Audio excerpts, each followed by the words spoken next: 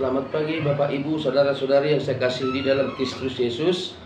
Kita kembali lagi bertemu dalam renungan harian dari HKBP Resort Surabaya. Pada hari ini hari Senin 23 Juni 2025. Sebelum kita mendengarkan firman Tuhan, terlebih dahulu kita berdoa. Kami kembali mengucap syukur kepadamu Bapa di surga atas segala berkat-Mu yang kami terima. Saat ini kami sungguh bersuka cita Tuhan atas kesehatan, atas kehidupan yang Tuhan berikan kepada kami, terutama satu hari yang baru yang Tuhan hadiahkan kepada kami. Ya Bapa, sebelum kami beraktivitas, kami ingin terlebih dahulu mendengarkan firman-Mu, karena kami yakin dan percaya firman-Mu adalah pelita bagi hidup kami dan terang bagi jalan kami. Untuk itu Bapa, ajarlah kami supaya kami dapat mengerti akan arti firman-Mu yang akan kami dengarkan pada saat ini. Terpujilah nama-Mu. Amin. Bapak Ibu Saudara-saudari yang saya kasihi di dalam Kristus Yesus, firman Tuhan yang menyapa kita di pagi hari ini tertulis di dalam kitab Yeremia pasal 29 ayat 11. Yeremia pasal 29 ayat 11. Demikian pembacaan firman Tuhan. Sebab aku ini mengetahui rancangan-rancangan apa yang ada padaku mengenai kamu. Demikianlah firman Tuhan, yaitu rancangan damai sejahtera dan bukan rancangan kecelakaan, untuk memberikan kepadamu hari depan yang penuh harapan. Kembali kami bacakan sekali lagi. Sebab aku ini mengetahui rancangan-rancangan apa yang ada padaku mengenai kamu. Demikianlah firman Tuhan, yaitu rancangan damai sejahtera dan bukan rancangan kecelakaan, untuk memberikan kepadamu hari depan yang penuh harapan. Demikian pembacaan firman Tuhan. Bapak Ibu Saudara-saudari yang saya kasihi di dalam Kristus Yesus, haporsuhon atau penderitaan, bahasa Yunaninya teplis, artinya tekanan yang kita hadapi dalam kehidupan kita, itu bisa saja kita anggap sebagai teguran atau bahkan cara Tuhan untuk mengingatkan kita atas kelalaian dan kesalahan kita. Itu bisa saja. Tetapi melalui nats ini kita diingatkan bahwa pengertian kita, pemahaman kita jangan hanya terpaku kepada itu sebuah peringatan atau sebuah hukuman.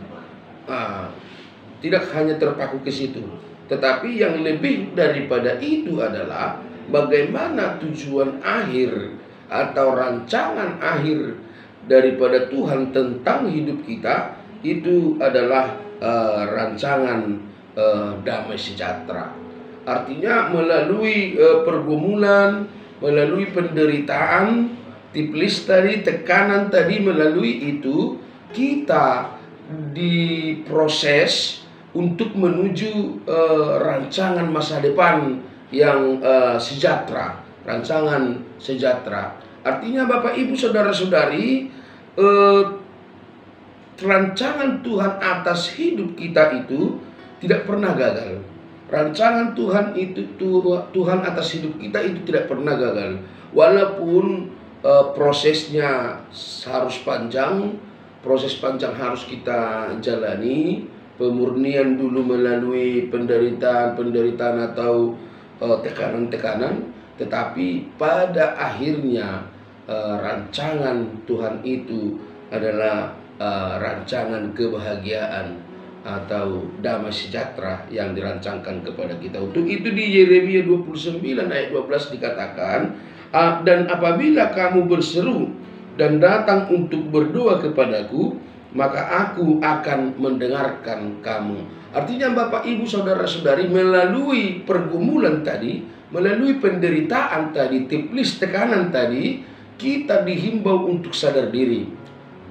Kita dihimbau untuk bertobat, meninggalkan perbuatan-perbuatan kita yang mungkin tidak berkenan di hadapan Tuhan. Kesadaran kita diminta untuk jelas melihat, menyadari bahwa perilaku itu salah, tindakan itu salah, kebiasaan kita itu salah. Lalu itu memunculkan pertobatan, dan ketika kita di dalam pertobatan, Tuhan menjanjikan suatu perkataan bagi kita apabila kita meminta di dalam namanya. Apabila kita datang berseru meminta di dalam namanya, maka Tuhan akan mendengarkan permintaan kita. Dan itulah awal daripada rancangan damai sejahtera tadi, di mana Tuhan berkenan atas doa-doa kita, di mana Tuhan mengabulkan apa yang kita minta di dalam kehidupan kita. Tentu itu berbeda-beda Bapak Ibu Saudara-saudari, berbeda-beda.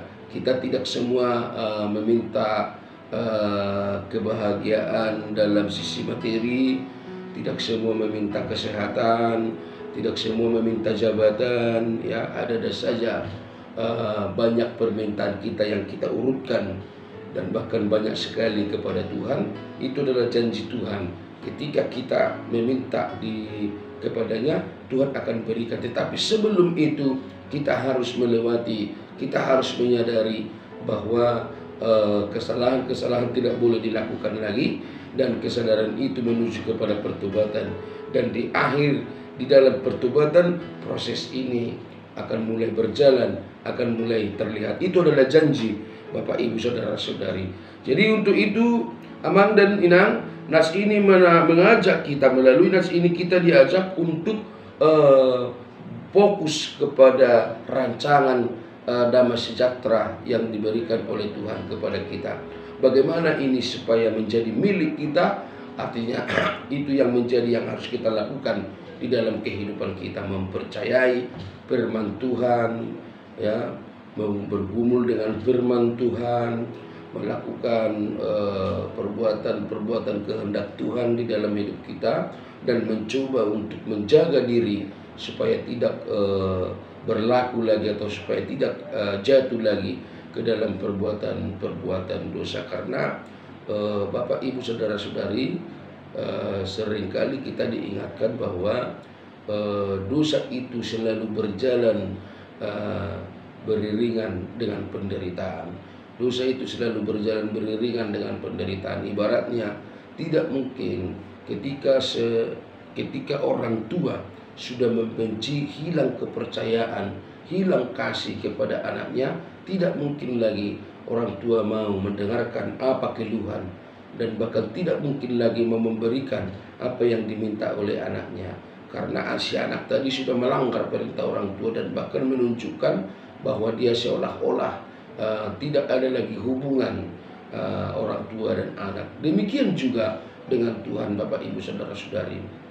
Ketika kita jauh dari Dia, ketika hidup kita tidak lagi sesuai dengan kehendaknya, ketika kita menunjukkan seolah-olah bahwa Dia itu tidak ada di dalam hidup kita ini, artinya di situ Tuhan sudah juga akan menunjukkan bagaimana Dia lagi tidak peduli kepada kita, bagaimana Tuhan menunjukkan bahwa kita ini untuk tidak pantas lagi Dia berkati. Namun karena pertobatan tadi, maka Allah bersedia menerima orang yang bertobat, sebab kedatangannya adalah untuk orang yang sakit, untuk menyembuhkan. Artinya ketika kita memantapkan diri, mengambil prinsip untuk mengikut Dia, bertobat, melakukan perbuatan-perbuatan sesuai dengan kehendaknya, maka rancangan damai sejahtera itu akan mengikuti hidup kita. Dan tentunya itu adalah akhir yang baik ketika kita menjadi pewaris rancangan kebahagiaan, rancangan damai sejahtera yang diberikan oleh Tuhan kepada kita. Jangan pernah menganggap Bapak Ibu Saudara-saudari bahwa akhir dari perjalanan hidup seorang Kristen adalah penderitaan. Bukan. Karena tidak ada rancangan penderitaan yang dirancangkan oleh Tuhan kepada manusia, kepada kita. Apabila kita mengalami penderitaan, apabila kita mengalami kesulitan, apalagi mengalami kecelakaan, itu adalah sebuah proses supaya kita lebih melihat bahwa kuasa Tuhan benar-benar nyata di dalam hidup kita. Semoga kita dimampukan untuk melakukan firman Tuhan. Amin. Kita berdoa. Terima kasih Tuhan untuk firman-Mu yang menyapa kami pada pagi hari ini. Kiranya firman-Mu berakar dan berbuah di dalam kehidupan kami masing-masing. dan berbuahkan buah yang baik.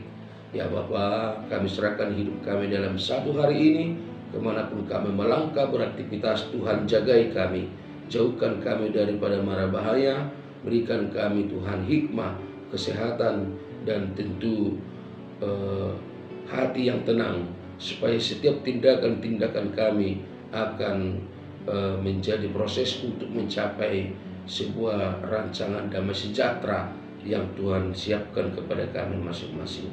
Terpujilah nama Bapa sekarang sampai selama-lamanya. Hapus segala dosa dan pelanggaran kami, supaya kami layak menerima berkat-Mu. Di dalam Yesus Kristus kami berdoa. Amin. Selamat pagi Bapak Ibu Saudara-saudari, selamat beraktivitas. Tuhan memberkati.